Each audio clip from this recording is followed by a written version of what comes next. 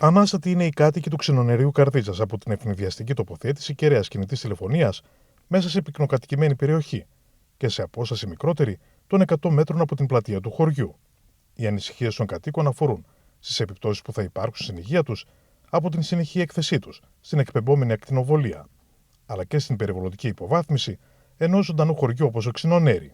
Στα τέλη του Μαΐου, τελευταία εβδομάδα, όλοι βρεθήκαμε προεκπλήξεως καθώς είδαμε συνεργεία να τοποθετούν και να εγκαθιστούν αυτήν την κεραία, που είναι ένα τερατούργημα από όλες τις απόψεις, και αφού εξεπλαγήκαμε, αποφασίσαμε να κινηθούμε άμεσα, ενημερωθήκαμε σε σχέση με αυτά τα ζητήματα και είδαμε όλες τις ενέργειες που πρέπει να ακολουθήσουμε σε παραλληλισμό και άλλων περιοχών οι οποίες έχουν υποστεί αντίστοιχες επεμβάσεις στην περιοχή τους. Λοιπόν, αυτή η κεραία εγκαταστάθηκε χωρίς να υπάρξει καμία διαδικασία δημόσιας διαβούλευσης, το οποίο είναι και αυτό υποχρέωση κοινοτική εθνικής νομοθεσίας, αλλά και κατά παράβαση, μπορούμε να πούμε, των επιχειρηματικών πρακτικών, καλών πρακτικών που πρέπει να ακολουθούνται από εταιρείες κολοσσούς όπως είναι η συγκεκριμένη εταιρεία. Δυστυχώς δεν ενημερωθήκαμε.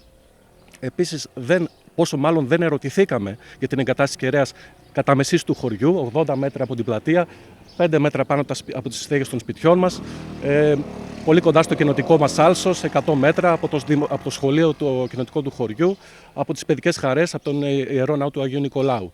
Επομένως, δεν ερωτηθήκαμε, το οποίο και αυτό είναι βασικό θεμέλιος λίθος της δημοκρατίας, όπου πρέπει οι τοπικές κοινότητες να έχουν λόγο και το παρόν και το μέλλον της περιοχής που έχουν αποφασίσει να εγκατασταθούν και που έχουν επενδύσει στο βιός τους. Από εκεί πέρα, αποφασίσαμε να εξασκήσουμε και άλλα δικαιώματά μας, όπως είναι αυτό της προστασίας της υγείας και της ασφάλειας και μόνο των ιδίων αλλά και των παιδιών μας, όπως φυσικά και της Ευρωπαϊκής Αρχής της Προφύλαξης. Μετά τη λαϊκή συνέλευση των κατοίκων που πραγματοποιήθηκε πριν από λίγες ημέρες, αποφασίστηκε η προσφυγή στην δικαιοσύνη. Και έτσι την ερχόμενη Παρασκευή, 21 Ιουνίου, θα συζητηθούν στο Πρωτοδικείο Καρδίτσας τα ασφαλιστικά μέτρα που καταθέτει η Πρωτοβουλία των Πολιτών του Ξινονερίου. Ναι, την Παρασκευή έχουμε ασφαλιστικά μέτρα. Στόχος μας είναι όλοι που μαζέψαμε εδώ υπογραφές, οι κάτοικοι του Ξινονερίου, να φύγει αυτή η κεραία. Υπάρχει ο φόβος. Από το τέλος Μαΐου το χωριό μας και σε ακτίνα 300 μέτρων ζει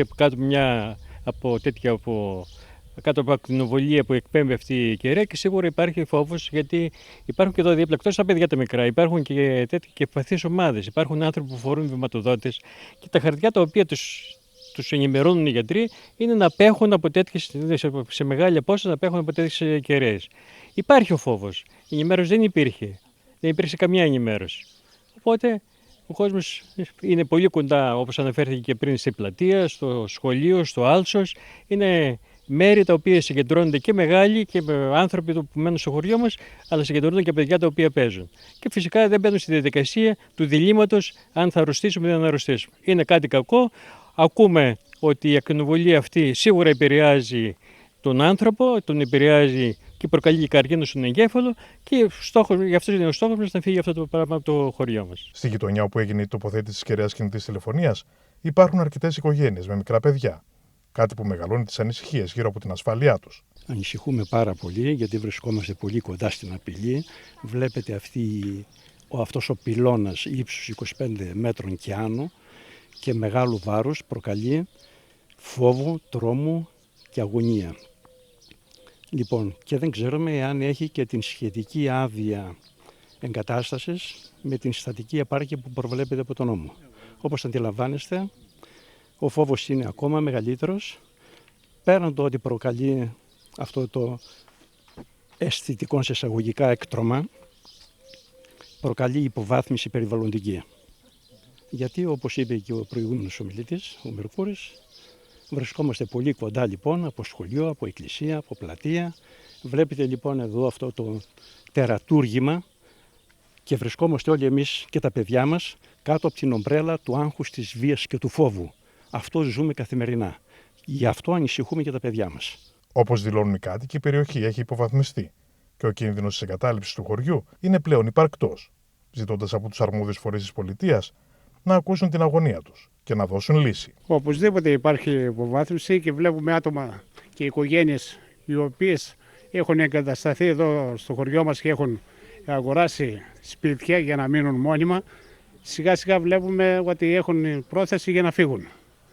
Και άλλοι οι οποίοι νοικιάζουν και αυτοί τι να κάνουν εδώ, θα πάνε κάπου αλλού σε άλλο χωριό να εγκατασταθούν. έχουν αγαπήσει το χωριό μας και δεν θέλουν να φύγουν. Και συγκεκριμένα έχουμε ακούσει και άλλους που ψάχνουν για σπίτια στο χωριό μας, γιατί το χωριό μας προσφέρει πάρα πολλά και έχει καλή υποδομή. Η Πρωτοβουλία Πολιτών Ξινονεριού καλεί όλους τους κατοίκους του χωριού, αλλά και όποιον άλλο επιθυμεί, να συμπαρασταθεί στον αγώνα τους, να συγκεντρωθούν στις 12 το μεσημέρι της Παρασκευής, έξω από το δικαστικό μέγαρο της Καρδίτσας, όπου θα συζητηθούν τα ασφαλιστικά μέτρα που κατέθεσαν μέσω του πληρεξουσιοδικηγόρου τους.